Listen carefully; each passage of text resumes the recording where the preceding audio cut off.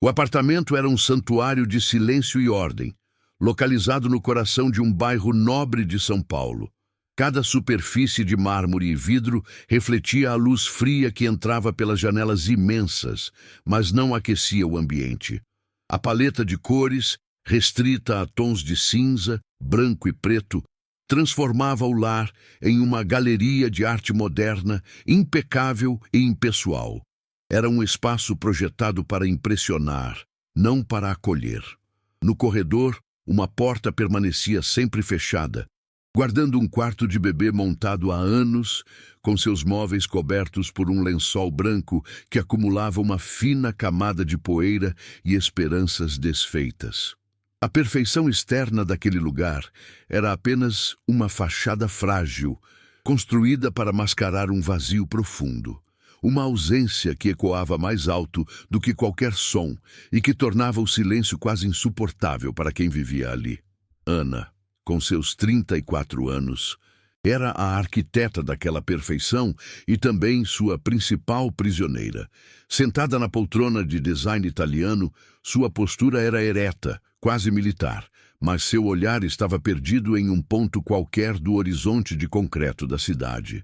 Vestia-se com a elegância discreta de quem construiu uma carreira de sucesso, mas seu rosto carregava o peso de uma batalha interna que ela se recusava a perder, mas que nunca conseguia vencer.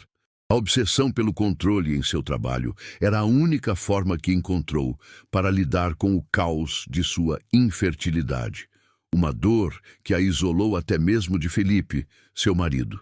Ele a observava de longe, amando a mulher forte que ela se esforçava para ser, mas sentindo uma imensa saudade da versão mais leve e vibrante que a dor havia lentamente apagado. O som estridente do celular de Felipe rasgou o silêncio da tarde como uma pedra atirada contra uma vidraça. Foi um choque, uma violação da paz controlada que Ana se esforçava tanto para manter. Felipe atendeu rapidamente, sua voz um sussurro cauteloso, que se transformou em uma expressão de surpresa contida. Ana o observou, seu coração começando a bater em um ritmo descompassado, uma mistura de pânico e uma faísca de esperança que ela tentava esmagar antes que crescesse. Ele desligou o aparelho e caminhou lentamente até ela, seus olhos encontrando os dela com uma intensidade que não tinham há muito tempo. A frase que ele disse foi simples, direta, mas carregada com o peso de 2 anos de espera e inúmeras decepções. Era do serviço social, Ana. Eles encontraram uma criança para nós, uma menina. Nenhuma lágrima caiu, nenhuma exclamação de alegria escapou de seus lábios. A reação de Ana foi um movimento quase imperceptível, um tremor em suas mãos que ela escondeu ao apertá-las contra o colo. A notícia não era uma promessa, era uma ameaça. Uma ameaça de se permitir sonhar de novo, de abrir as portas de um coração que ela havia trancado a 7 chaves para se proteger. O medo de uma nova decepção era uma presença física, um nó em sua garganta que a impedia de respirar fundo. Ela apenas assentiu, o rosto uma máscara de neutralidade que não enganava Felipe.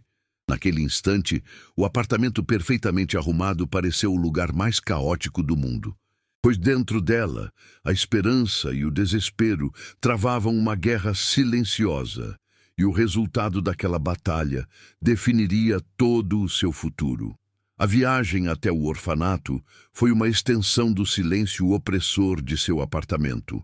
O asfalto corria cinzento sob os pneus do carro, um reflexo do céu nublado de São Paulo e do estado de espírito de Ana. Ao seu lado, Felipe dirigia com uma concentração tensa, lançando olhares furtivos para ela, tentando decifrar o que se passava por trás daquela máscara de calma forçada. Ana mantinha o olhar fixo na paisagem urbana que se desfazia em um borrão, cada prédio, cada viaduto, uma testemunha muda de sua ansiedade. Ela não temia o desconhecido, temia o conhecido, a pontada de esperança seguida pelo golpe esmagador da decepção. Cada quilômetro vencido era um passo a mais em direção a um abismo emocional que ela já conhecia bem. E seu corpo inteiro se contraía em preparação para o impacto iminente, uma defesa contra a dor que certamente viria. A instituição era um prédio antigo, pintado em tons pastéis que o tempo e a poluição haviam desbotado. Por dentro, o ambiente era limpo, organizado, mas carregava o peso da transitoriedade. Havia um cheiro misto de desinfetante, comida de refeitório e algo indefinível que lembrava a infância em massa, anônima. As paredes eram decoradas com desenhos coloridos, um esforço vibrante para combater a melancolia institucional que parecia impregnada no ar. Ana caminhava pelos corredores com sua postura impecável, mas suas mãos estavam geladas. Os nós dos dedos brancos de tanto apertá-los dentro dos bolsos do casaco. Cada risada de criança que ecoava pelo lugar era como uma pequena agulha em seu coração. Um lembrete do som que sua casa perfeita e silenciosa nunca teve, e que talvez nunca teria. Eles foram levados a uma sala de recreação ampla e iluminada. Crianças corriam e brincavam em um caos barulhento e alegre, mas o olhar de Ana foi imediatamente atraído para um canto silencioso. Lá, encolhida em uma pequena cadeira, estava uma menina minúscula, quase se fundindo com a parede. Seus cabelos eram um emaranhado de cachos escuros que emolduravam um rosto pequeno com olhos imensos, castanhos e observadores. Ela não participava da bagunça. Apenas assistia a tudo com uma gravidade incomum para sua idade. Em seu colo, segurava firmemente um coelho de pelúcia surrado, com uma orelha faltando, um veterano de batalhas solitárias. Ana sentiu uma estranha conexão com aquele silêncio, uma solidão que espelhava a sua própria, e ficou ali paralisada, apenas observando a pequena figura do outro lado da sala. A assistente social os apresentou, mas Cíntia não disse uma palavra. Apenas os encarou com aqueles olhos profundos e cautelosos. Felipe se ajoelhou, tentou um sorriso, mas a menina permaneceu imóvel. Foi então que o inesperado aconteceu. Após longos minutos de um silêncio que parecia eterno, Cíntia deslizou da cadeira, caminhou lentamente na direção de Ana, ignorando completamente Felipe, e parou a um passo de distância.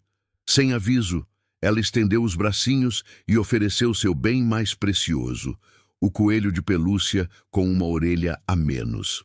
Naquele gesto simples e monumental, a armadura de Ana se estilhaçou. Ela não viu uma órfã, viu uma criança oferecendo o único amor que possuía. Pela primeira vez em anos, seus olhos se encheram de lágrimas que ela não se preocupou em esconder. O mês seguinte foi um borrão de visitas e adaptação. Aos poucos, a rigidez de Ana começou a ceder, substituída por uma ternura que ela não sabia que possuía. As primeiras interações foram desajeitadas, quase protocolares, como se ela estivesse seguindo um manual de instruções. Mas Cíntia, com sua paciência silenciosa e seus pequenos gestos de afeto, foi desarmando cada uma de suas defesas. Ana aprendeu a trançar os cabelos cacheados.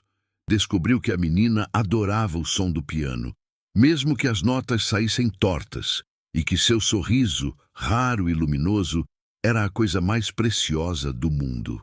Felipe observava a transformação com um alívio que mal cabia no peito, vendo a mulher que amava ressurgir das cinzas da dor, mais forte e mais vibrante do que nunca.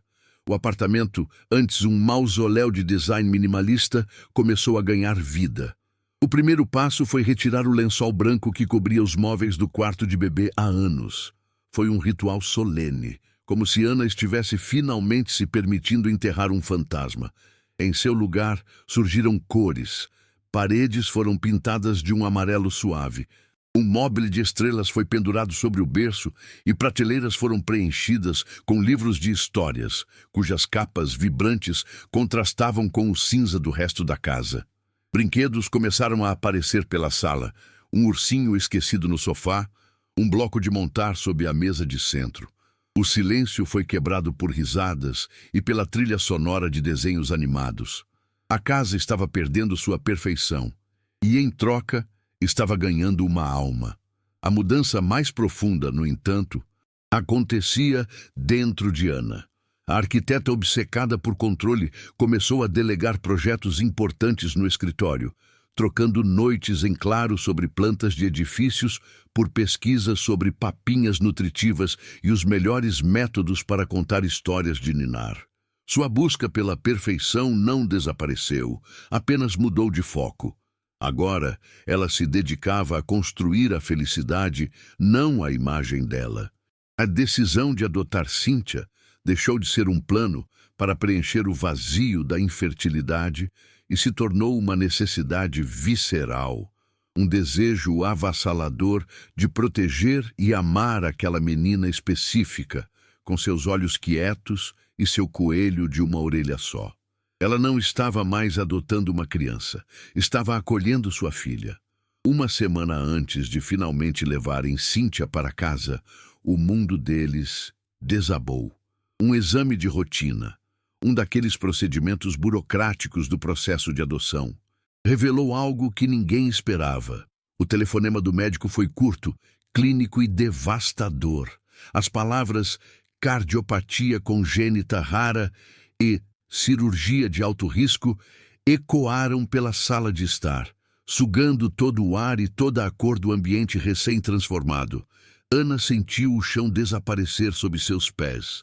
O futuro que ela havia acabado de construir com tanto cuidado e amor se transformou em um castelo de areia diante de uma onda violenta. A felicidade, que ela mal tivera tempo de saborear, agora tinha o gosto amargo e metálico do medo. A reunião com a assistente social foi ainda pior. A mulher, sentada atrás de sua mesa de metal, expressou sua solidariedade com um pesar profissional, quase ensaiado. Suas palavras eram gentis, mas cada uma delas era uma facada no coração de Ana. Entendemos que é uma situação extremamente delicada, ela disse, ajeitando os óculos. O processo permite que vocês reconsiderem. Vocês ainda podem escolher uma criança saudável, se desejarem. A frase pairou no ar, fria e cruel. Reduzia Cíntia a uma mercadoria com defeito, uma escolha que poderia ser trocada. É em momentos assim, de pura injustiça, que a gente percebe o valor de ter uma voz. Se você se conecta com essa luta, considere se inscrever no canal, pois é o seu apoio que nos permite continuar contando histórias que precisam ser ouvidas. A notícia se espalhou como fogo, e com ela vieram as opiniões não solicitadas, disfarçadas de preocupação. Familiares e amigos ligavam, suas vozes carregadas de uma compaixão que soava como pena. Vocês têm certeza? É uma responsabilidade enorme, dizia um. E os custos? Já pensaram nisso? Questionava outro. Cada pergunta era um peso a mais sobre os ombros, já sobrecarregados de Ana e Felipe. Ele, o engenheiro pragmático, passava as noites em frente ao computador, não mais projetando softwares, mas mergulhado em planilhas de custos hospitalares, projeções financeiras e a dura realidade de que a cirurgia poderia consumir todas as economias que levaram uma vida inteira para construir. A estabilidade que era o alicerce de suas vidas estava se desfazendo em pó. Para Ana, o golpe foi ainda mais profundo. A antiga dor da infertilidade, que ela pensava ter superado, ressurgiu com uma força avassaladora, mas de uma forma nova e mais cruel. Não era mais o medo de não poder ter um filho. Era o terror de perder a filha que já amava com todas as suas forças. Ela se sentia amaldiçoada, como se o destino estivesse brincando com ela, permitindo-lhe um vislumbre de felicidade apenas para arrancá-lo de suas mãos da maneira mais dolorosa possível. As noites voltaram a ser longas e silenciosas, e o olhar perdido, que havia desaparecido, retornou mais profundo e sombrio do que antes. É uma escuridão que muitos enfrentam em silêncio, e é por isso que compartilhar essas jornadas é tão importante. A sua inscrição nos ajuda a levar luz a esses cantos escuros, mostrando que ninguém está verdadeiramente sozinho. Felipe sentia o peso do mundo em seus ombros. Ele olhava para a mulher que amava e via os fantasmas do passado retornando para assombrá-la. A alegria frágil que havia florescido em seu rosto nas últimas semanas estava murchando, dando lugar àquela máscara de dor contida que ele conhecia tão bem. Seu coração estava dividido. Por um lado, o amor por Cíntia já era uma raiz profunda e inegável. Por outro, o pânico de ver Ana se quebrar novamente o paralisava. Ele se sentia preso entre o dever de proteger sua esposa da dor e o desejo incontrolável de lutar por aquela menina. A dúvida o corroía. A incerteza sobre qual caminho seguir, qual perda seria a mais insuportável, a financeira, ou a de ver sua família, que mal havia começado a se formar, desmoronar antes mesmo de existir. A febre subiu de repente, um incêndio silencioso no corpo pequeno de Cíntia. Em questão de horas, o apartamento, que mal se acostumara com as risadas, foi preenchido pelo som agudo de uma sirene. O trajeto até o hospital foi um borrão de luzes vermelhas e pânico mudo. Ana segurava a mãozinha fria da menina na parte de trás da ambulância. Seu rosto uma máscara de concentração aterrorizada. Ela não rezava, não chorava. A arquiteta dentro dela assumiu o controle, focada em cada detalhe prático, cada instrução dos paramédicos, como se a organização pudesse de alguma forma conter o caos que ameaçava engolir sua vida mais uma vez. O cheiro de antisséptico do pronto-socorro a transportou para todas as clínicas de fertilidade que já frequentou. Um aroma que para ela sempre foi sinônimo de esperança perdida. Mas desta vez era diferente. Não era sobre um sonho, era sobre uma pessoa. A espera foi uma tortura em uma sala com cadeiras de plástico desconfortáveis e uma iluminação fluorescente que tornava todos pálidos e doentes. Horas se arrastaram, marcadas pelo bip constante de monitores distantes e pelos murmúrios de outras famílias em desespero. Felipe andava de um lado para o outro, o celular na mão como uma âncora inútil. Seu rosto envelhecido por uma década de preocupação em uma única noite. Foi ele quem quebrou o silêncio pesado entre eles, sua voz rouca e frágil. Ana, e se não conseguirmos? O dinheiro, a cirurgia, e se ela não resistir? Eu não sei se aguento te ver passar por outra perda. Talvez eles estivessem certos. Talvez seja demais para nós. As palavras saíram como uma confissão dolorosa. O medo pragmático de um homem que via seu mundo, construído com tanto esforço, prestes a ruir. Ana não se moveu. Ela apenas virou a cabeça lentamente e o encarou. E pela primeira vez, não havia medo em seus olhos, mas uma chama de fúria e determinação que Felipe não via há anos. Ela se levantou, caminhou até ele e segurou seu rosto entre as mãos, forçando-o a olhá-la. Nós já perdemos a chance de ter um filho biológico, disse ela, sua voz baixa, mas inquebrável, cortando o ar da sala de espera. Não vamos perder a chance de sermos pais. Ela é nossa filha, Felipe, com ou sem cirurgia, doente ou saudável. Nós não vamos abandoná-la. Não é uma escolha, não mais. Ela não estava mais fugindo da dor, estava correndo em sua direção, de peito aberto, pronta para lutar. É em momentos de virada como este que entendemos a força que temos. Se essa busca por um propósito te emociona, sua inscrição nos dá o fôlego para continuar trazendo histórias de coragem. As palavras de Ana atingiram Felipe como uma onda, lavando o pânico e deixando para trás a clareza do que realmente importava. Ele viu ali não a mulher frágil que precisava proteger, mas uma leoa defendendo sua cria. Uma lágrima solitária escorreu por seu rosto, uma lágrima de alívio, de admiração. Ele a abraçou com força, um abraço que não era de consolo, mas de união.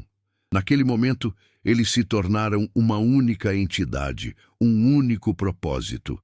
A decisão estava tomada. Venderiam o carro, o apartamento se preciso fosse.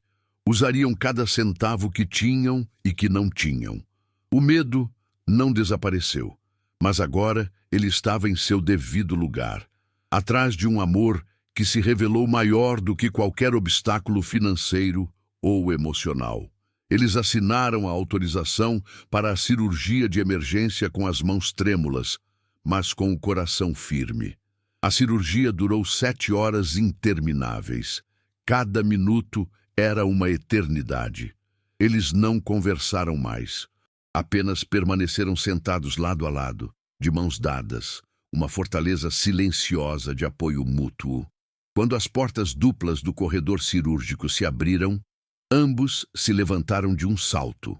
O cirurgião caminhava em direção a eles, o rosto coberto pela máscara, os ombros curvados pelo cansaço. O mundo de Ana e Felipe encolheu àquele corredor, aquele homem. Ele parou na frente deles e, por um segundo que pareceu conter uma vida inteira, apenas os observou por cima da máscara. Então, lentamente, ele retirou a proteção do rosto, revelando um sorriso exausto, mas genuíno. Ele não precisou dizer uma única palavra. Apenas assentiu com a cabeça, um movimento sutil e definitivo que reconstruiu o mundo deles em bases muito mais fortes e verdadeiras. A adoção foi oficializada ali mesmo, em um quarto de hospital que cheirava a antisséptico e a recomeço. Não houve festa ou cerimônia. Apenas um juiz de semblante cansado, mas gentil, que se sentou na beirada da cama de Cíntia e leu os termos em voz baixa e solene. Ana e Felipe assinaram os papéis sobre uma mesinha de refeição, suas mãos unidas sobre a caneta, um gesto que selava não apenas um processo legal, mas uma promessa de alma. Ao fundo, o monitor cardíaco emitia um bip rítmico e constante, a trilha sonora da vitória deles. Cíntia, ainda sonolenta, abriu os olhos por um instante e sorriu para Ana, um sorriso frágil que continha toda a força do mundo. Naquele momento, sob a luz fria e fluorescente, eles não eram mais um casal e uma órfã. Eram, de forma irrefutável e para sempre, uma família. Os meses que se seguiram transformaram o apartamento e seus moradores. A perfeição estéril deu lugar a uma desordem afetuosa e vibrante. As paredes cinzas agora ostentavam desenhos coloridos, fixados com fita adesiva. O sofá de design italiano frequentemente abrigava uma fortaleza de almofadas e cobertores. O carro de luxo foi trocado por um modelo mais simples e familiar, e as economias, antes destinadas a viagens e investimentos, foram redirecionadas para fisioterapia, fonoaudiologia e uma coleção crescente de livros de histórias. Eles perderam a estabilidade financeira que tanto prezavam, mas em troca ganharam algo infinitamente mais valioso: a rotina barulhenta e caótica do amor. A casa, antes um santuário do silêncio, agora ecoava com risadas, choros ocasionais e a melodia desafinada de Cíntia aprendendo a cantar.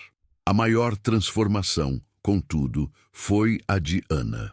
A arquiteta que um dia buscou a perfeição em linhas retas e estruturas de concreto, descobriu uma nova vocação na arquitetura de vidas.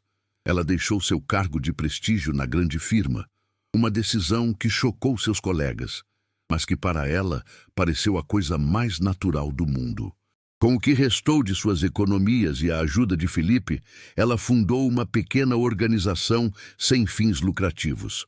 O objetivo era simples e visceralmente pessoal: oferecer apoio jurídico, financeiro e emocional para famílias que, como eles, escolheram adotar crianças com condições médicas especiais. Ela trocou as plantas de arranha-céus por planos de esperança, usando sua obsessão por detalhes não para controlar o ambiente, mas para construir pontes sobre os abismos do medo e da burocracia. 5 anos depois, em uma tarde ensolarada de domingo, a cena em um parque de São Paulo era a imagem da paz conquistada. Cíntia, Agora, com 8 anos, corria atrás de uma bola, seus cabelos cacheados voando ao vento, uma pequena cicatriz prateada em seu peito visível apenas para quem conhecia sua história. Ao seu lado, tropeçando em seus próprios pés, corria seu irmão de 4 anos. Um menino de olhos igualmente curiosos, que eles haviam adotado há 1 ano. Ana e Felipe os observavam de um banco, de mãos dadas. O silêncio entre eles não mais um vazio, mas um espaço de cumplicidade e gratidão. Eles não construíram a família perfeita que sonharam, mas algo muito melhor. Uma família real, forjada na adversidade e cimentada por um amor que escolheu lutar. A força de relatos como este nos lembra do que realmente importa. É a sua inscrição que nos dá o apoio para continuar a compartilhar essas jornadas de coragem.